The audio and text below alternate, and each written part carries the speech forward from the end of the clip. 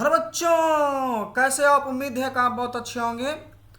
कल भी मैंने आपको 100 क्वेश्चंस हिंदी का बताया था और आज भी मैं आपको 100 क्वेश्चंस हिंदी का बताने वाला हूँ। ठीक है, बहुत ही हेल्प होगा। आप वीडियो को देखिए और ज़्यादा से ज़्यादा आप वीडियो को मेरा शेयर कीजिए। ठीक है, जितना आप शेयर कीजिएगा उतना हमें मोटिवेट होगा। और जी कमेंट भी कीजिए, सब्सक्राइब भी कीजिए, कमेंट भी कीजिए, शेयर भी कीजिए, ताकि अधिक से अधिक बच्चों के पास जो है हमारा वीडियो पहुंचे, ताकि उनको एग्जाम में हेल्प से हेल्प, बहुत ही हेल्प और इम्पोर्टेंट क्वेश्चंस मैं बताने जा रहा हूँ। ठीक है, कैसा क्वेश्चंस बताने जा रहा हूँ? इंपॉर्टेंट क्वेश्चन बताने जा रहा हूँ जो कि आपको एग्जाम में बहुत मदद मिलेगी। ठीक है, तो चलिए हम अपने क्वेश्चंस को लेकर के बढ़ते हैं। ठीक है, चलिए क्वेश्चन देख रहे हैं।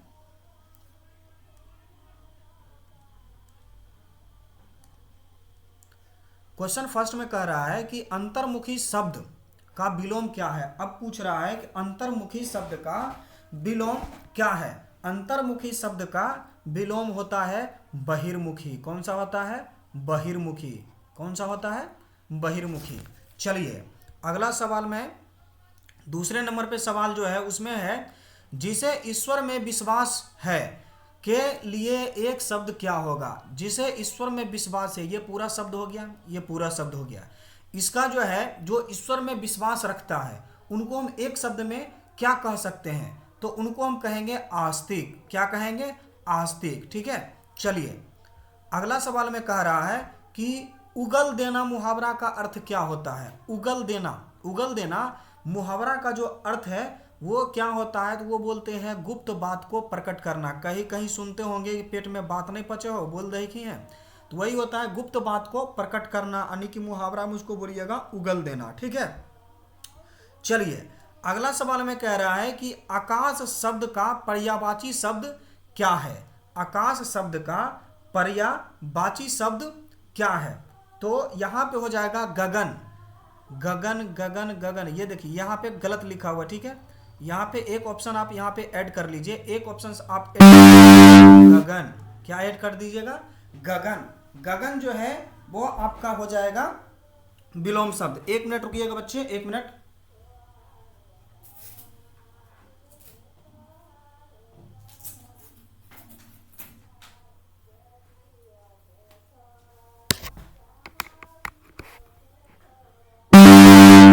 चलिए मैं फिर से आपके साथ जुड़ चुका हूं। ठीक है, कुछ डिफॉल्ट आ गया था, उसके वजह से मैं रुक गया था। चलिए अगला 5 नंबर में सवाल में कह रहा है कि आगामी शब्द का विलोम क्या होगा। आगामी शब्द का विलोम जो होगा वो हो जाएगा विगत। क्या हो जाएगा? विगत हो जाएगा। ठीक है, चलिए बिना रुके फटाफट आपको रिवीजन करना है, फटाफट रिवीजन करना है।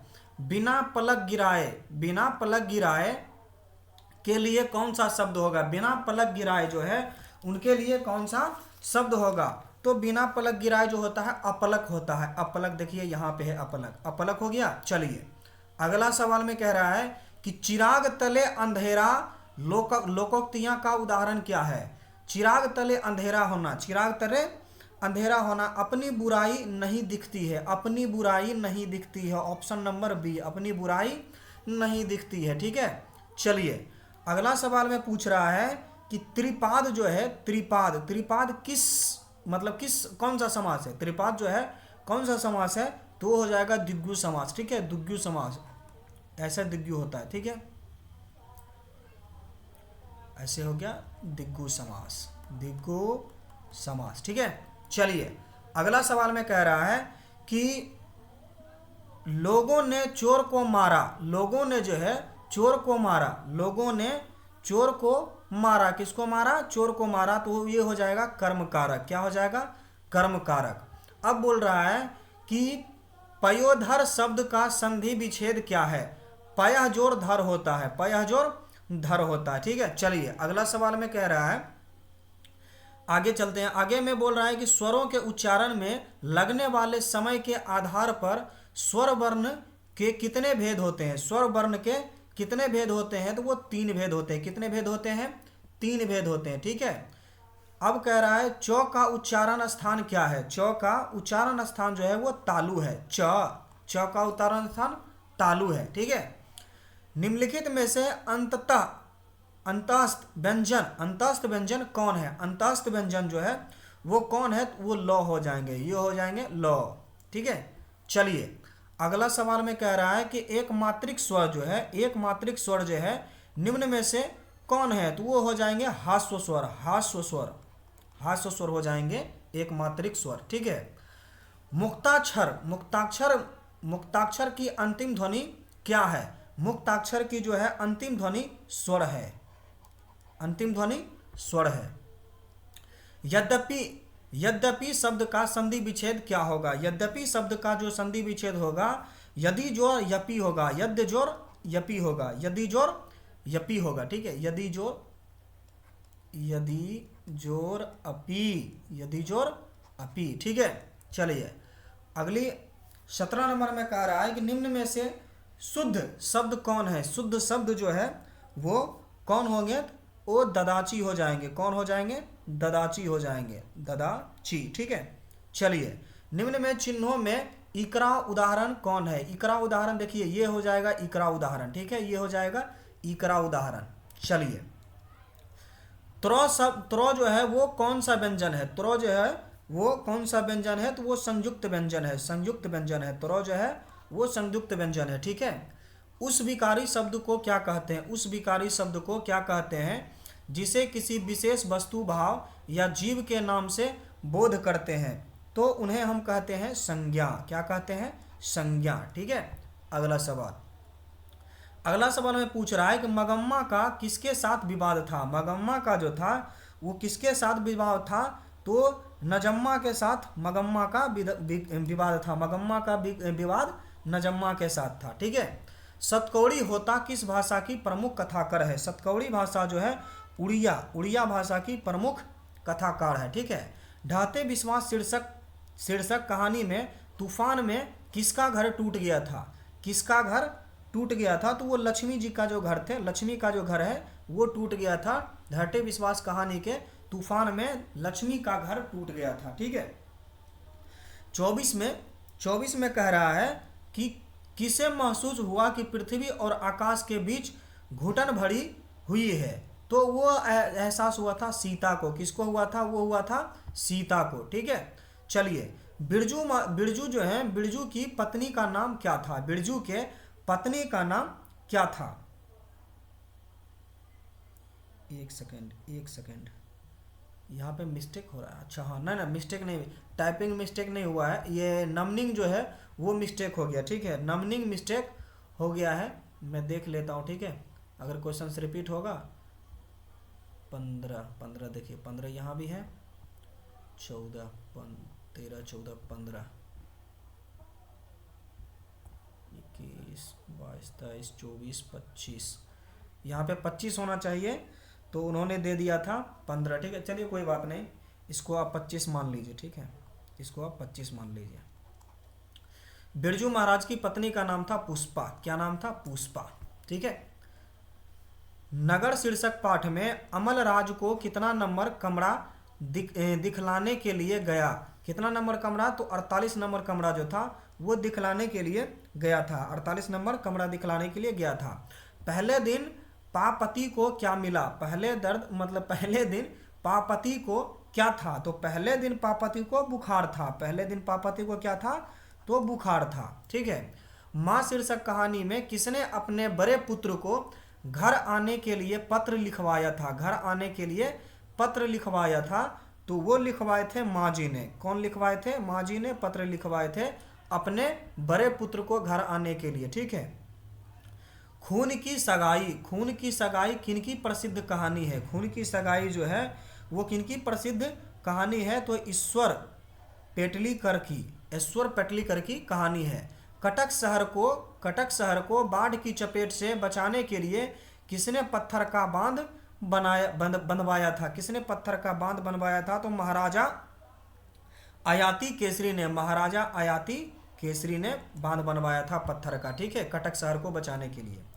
गायक शब्द, गायक शब्द में प्रत्यय कौन है, गायक शब्द में प्रत्यय जो है अक शब्द है, अक शब्द प्रत्यय है। ठीक है, तालु शब्द का विशेषण क्या होता है, तालु शब्द का विशेषण होता है तालव्य, तालु शब्द का विशेषण तालव्य होता है। संधि में किनका योग होता है, संधि में दो वर्णों का योग होता है, दो वर्णों, वर्षों नहीं, यहाँ हो जाएगा वर्णों, यहाँ ये गलत हो जाएगा, ये हो जाएगा दो वर्णों, दो वर्णों का योग होता है। ठीक है, चलिए, दो वर्णों का योग होता है जिसमें पूर्व पद की प्रधानता हो और समास पद अव्ययी हो जाए उसे कौन समास कहते हैं। जो मतलब जो होगा उसके पूर्व पद जो है वो प्रधान होंगे। ठीक है, पहला जो पद होगा वो प्रधान होंगे, उनको कौन सा समास कहेंगे, तो वो अव्ययी भाव समास कहेंगे। ठीक है, अव्ययी भाव समास कहेंगे। रोगग्रस्त कौन समास है, रोगग्रस्त जो है वो कौन समास है, तो तत्पुरुष समास है। कौन समास है, तत्पुरुष समास है। कौन समास है, तत्पुरुष समास है। वह बाजार की ओर गया होगा किस पदबंध का उदाहरण है, वह बाजार गया होगा क्रियापद का पदबंधन है, क्रिया पदबंधन है। ठीक है, क्रिया, वह बाजार गया होगा क्रिया प्रबंधन हो, पदबंधन, प्रबंधन, पदबंधन। जिस वाक्य में एक साधारण वाक्य के अतिरिक्त उसके अधीन कोई दूसरा अंग वाक्य हो उसे क्या कहते हैं, उसे हम मिश्र वाक्य कहते हैं। उसे क्या कहते हैं, उसे मिश्र वाक्य कहते हैं। उसे क्या कहते हैं, मिश्र वाक्य कहते हैं। ठीक है, कछुए ने खरगोश को हरा दिया, कछुए ने खरगोश को हरा दिया, ये सरल वाक्य हो जाएगा। कैसा वाक्य हो जाएगा, ये सरल वाक्य हो जाएगा। निम्नलिखित में शुद्ध वाक्य कौन है, निम्नलिखित में जो है शुद्ध वाक्य है मकड़ी जला बुन रही है, मकड़ी जाला बुन रही है, मकड़ी जाला बुन रही है, ये सही वाक्य हो जाएगा, शुद्ध वाक्य। गणेश शब्द का पर्यायवाची शब्द क्या होगा, एक दंत होता है। गणेश शब्द का एक दंत पर्यायवाची शब्द होता है, एक दंत। आज्ञा शब्द कौन लिंग है, आज्ञा शब्द जो है स्त्रीलिंग है, आज्ञा शब्द स्त्रीलिंग है यहाँ पे, ऑप्शन नंबर डी। ठीक है, वाक्य जो है वास्य जो है क्या है, वास्य जो है वो क्या है, तो वास्य जो हो जाएगा, वास्य एक वाक्य है, वाक्य हो जाएगा, वाक्य ना, वास्य वाक्य 42 नंबर, वाक्य ही मानिए इसको, वाक्य, हाँ वाक्य होगा, वास्य तत्सम होगा, ये तत्सम होगा। ठीक है, चलिए तत्सम होगा। श्रीमान शब्द का स्त्रीलिंग रूप क्या है, श्रीमान शब्द का जो है स्त्रीलिंग रूप होता है श्रीमती, श्रीमान शब्द का स्त्रीलिंग रूप श्रीमती। लड़का का बहुवचन क्या होगा, लड़का का बहुवचन लड़के, लड़का का बहुवचन लड़के। ठीक है, संज्ञा या सर्वनाम जिस रूप से वाक्य के अन्य शब्दों के साथ उसका संधि उसका शब्दों के अन्य शब्दों के साथ उसका संबंध सूचित हो उसे क्या कहते हैं, तो उसे हम कहते हैं कारक, उसे हम क्या कहते हैं, कारक कहते हैं। देखिए आगे उदाहरण कारक का आ जाएगा। में पर किस कारक की विभक्तियां हैं, में पर जो है अधिकरण कारक की विभक्तियां हैं, अधिकरण first number, A for Apple. Himalaya से गंगा निकलती है, से बोल दिया आपादान हो जाएगा। ठीक है, आपादान, हिमालय से गंगा निकलती है। हिंदी में कितने सर्वनाम होते हैं, तो हिंदी में 11 सर्वनाम होते हैं। कितने सर्वनाम होते हैं, तो 11 सर्वनाम होते हैं। मेरा एक है जो भोपाल से लाया गया है, किस सर्वनाम का उदाहरण है, तो ये सर्वनाम जो है संबंधवाचक सर्वनाम हो जाएंगे, संबंधवाचक सर्वनाम हो जाएंगे। कौन सा वाचक, संबंधवाचक सर्वनाम हो जाएंगे। जो संज्ञा या सर्वनाम की विशेषता को बताए उसे क्या कहते हैं, तो उसे हम कहते हैं विशेषण, उसे हम क्या कहते हैं, उसे कहते हैं विशेषण, उसे क्या कहते हैं, विशेषण। 50 हाथी किस विशेषण का उदाहरण है, 50 हाथी जो है वो संख्यावाचक विशेषण का उदाहरण है, संख्यावाचक विशेषण का उदाहरण है।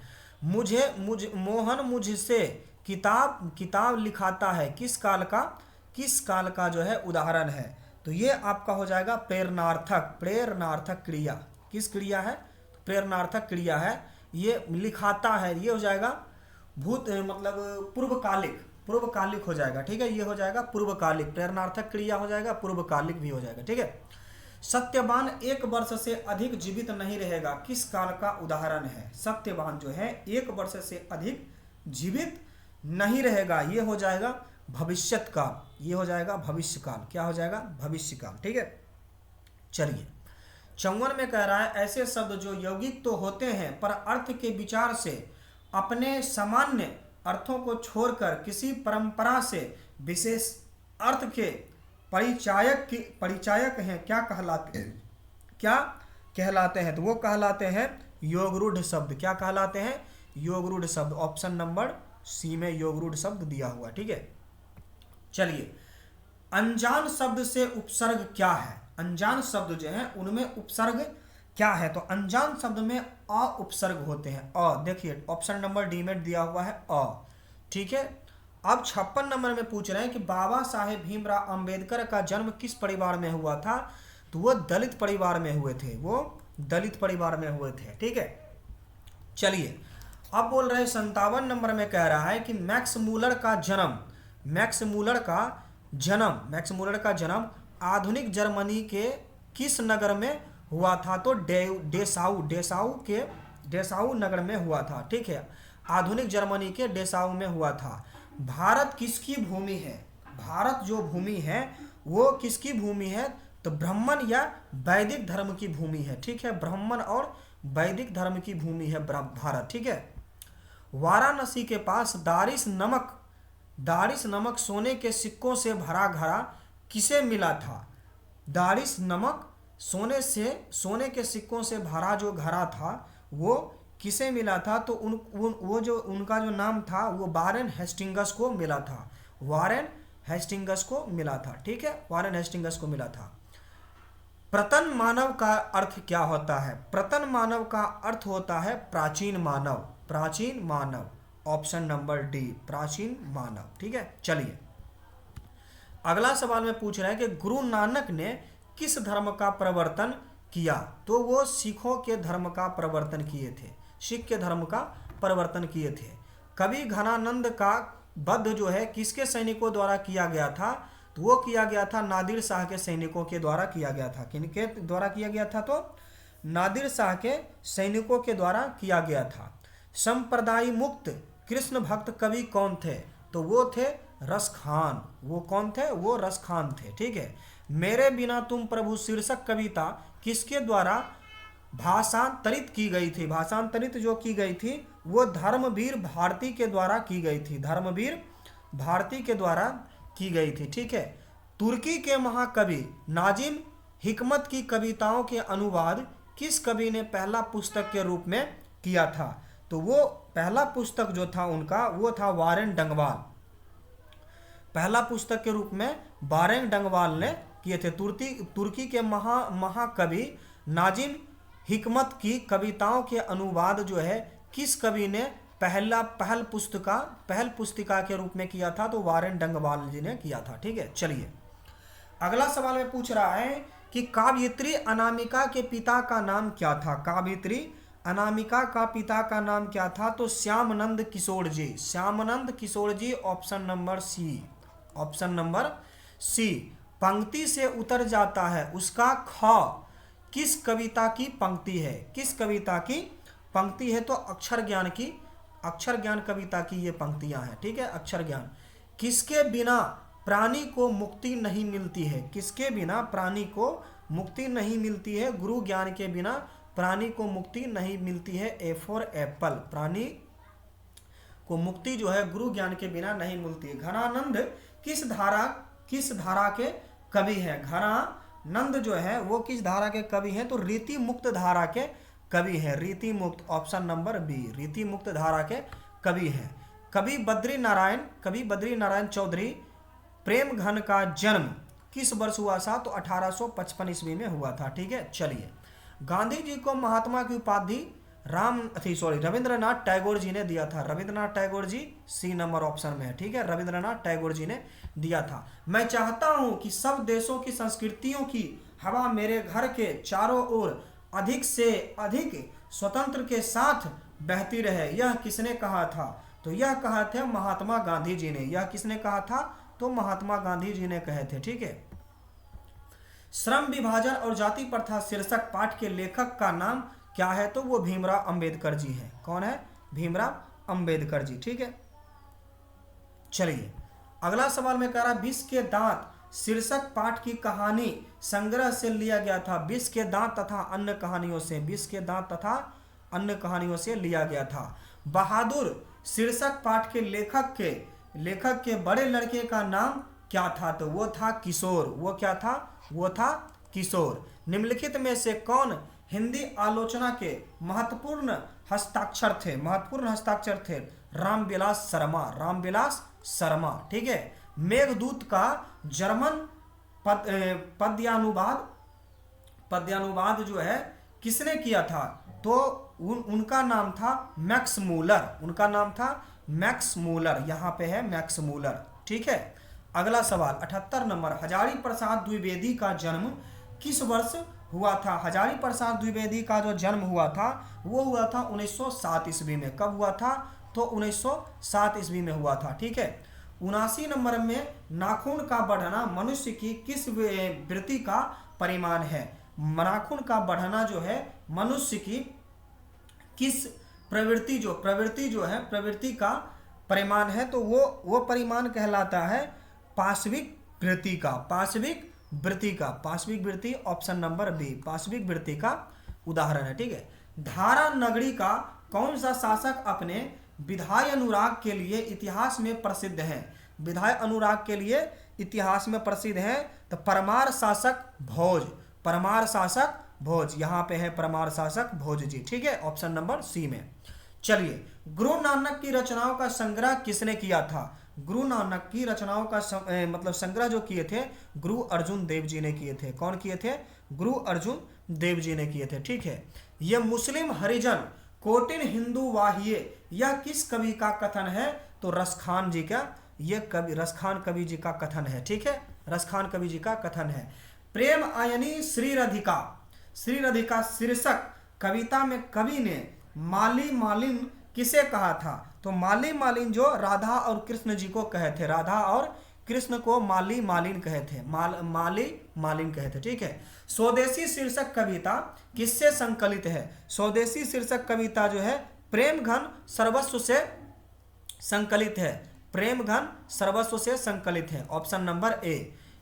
युगपथ किस कवि की रचना है? युगपथ जो है वो किस कवि की रचना है? तो वो रचना है Sumitranand Pant. Option number B. ठीक है। अब कह रहा है ग्रामीण जीवन का यथार्थवादी चित्रण प्रेम घन रचित किस काव्य में है? प्रेम घन रचित जो है वो किस काव्य में है? तो वो काव्य कहलाते हैं जीर्ण जनपद में। यहाँ पे है जीर्ण जनपद में। ऑप्शन नंबर सी, जीर्ण जनपद में।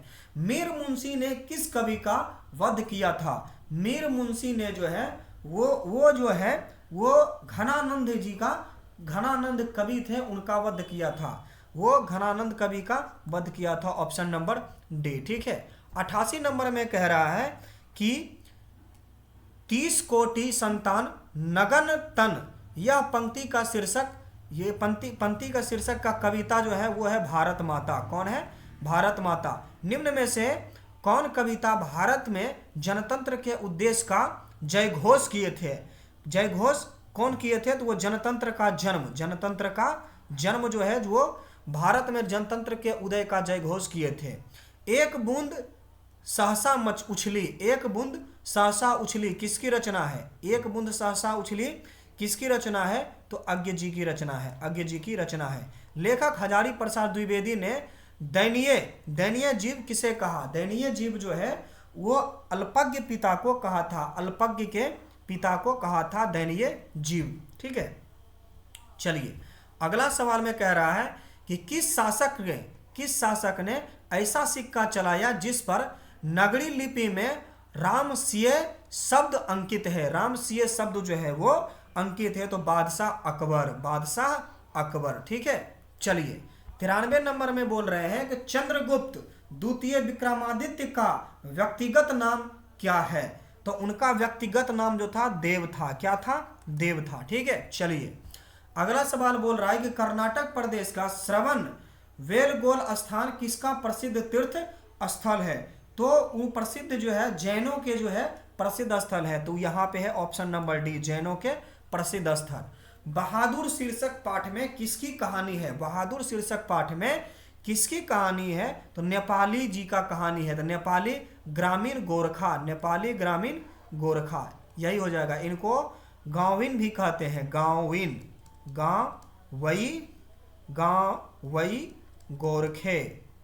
गोरखे की। ठीक है। ऐसे भी इसको लिखते हैं। ठीक है। बहादुर से मार खाकर भैंस भागी भागी किसके पास चली गई? तो बहादुर के माँ के पास चली गई थी, बहादुर के माँ के पास चली गई थी। ठीक है, अगला सवाल में कह रहा है कि बड़े भाई किस लेखक की रचना है? बड़े भाई जो है किस लेखक की रचना है? तो वो रामविलास शर्मा जी का जो है लेखक की रचना है। ठीक है, रामविलास शर्मा जी का लेखक है बड़े भाई। ठीक, दक्षिण भारत के मंगलम नागास्वरम की तरह शहनाई किसकी मंगल ध्वनि की संपूरक है? तो वो है बिस्मिल्लाह खान। आपको पिछले वीडियो में बताया था ना, ये सॉरी बिस्मिल्लाह खान ना 98 प्रभावती की बिस्मिल्लाह खान हो जाएंगे 99 में। ये प्रभावती जी का जो है मरते दम तक शहनाई छूटेगी ना काशी, ये कथन था बिस्मिल्लाह खान का। हम शहनाई को देख करके हमको लगा बिस्मिल्लाह खान। दक्षिण भारत में नागास्वरम की तरह शहनाई जो थे वो मंगलम संपूरक प्रभाती की थी, और मरते दम तक ना शहनाई छूटेगी ना काशी, यह कथन दोछा बिस्मिल्लाह खान जी का था। ठीक है, नसीहत शब्द का अर्थ क्या है? नसीहत शब्द का अर्थ होता है शिक्षा। नसीहत शब्द का अर्थ होता है शिक्षा। ठीक है, चलिए आज भी मैंने आपको 100 क्वेश्चंस करवा दिए हैं। ठीक है, 700 क्वेश्चंस में से टोटल जो है आपको 300 क्वेश्चंस मैंने पूरा कर दिया है। ठीक है, ये 3 दिनों में मैंने जो आपको है 300 क्वेश्चंस को पूरा कर दिया है। इस सीरीज को देखिए, आप सीरीज को देखते नहीं है, सीरीज को देखिए, आपको बहुत भी बेनिफिट मिलेगा। और हमारे चैनल को सब्सक्राइब कीजिए, लाइक कीजिए और कमेंट जरूर कीजिए। कमेंट कीजिएगा तो हमें पता चलेगा कि वीडियो कहाँ तक पहुँचा है। सब अपने अपने डिस्ट्रिक्ट का नाम लिख के हमें बताइए कि वीडियो कहाँ तक पहुँचा है। ठीक है, चलिए आप यहीं पे मैं अपनी वाणी को विराम देता हूँ। ठीक है, थैंक यू।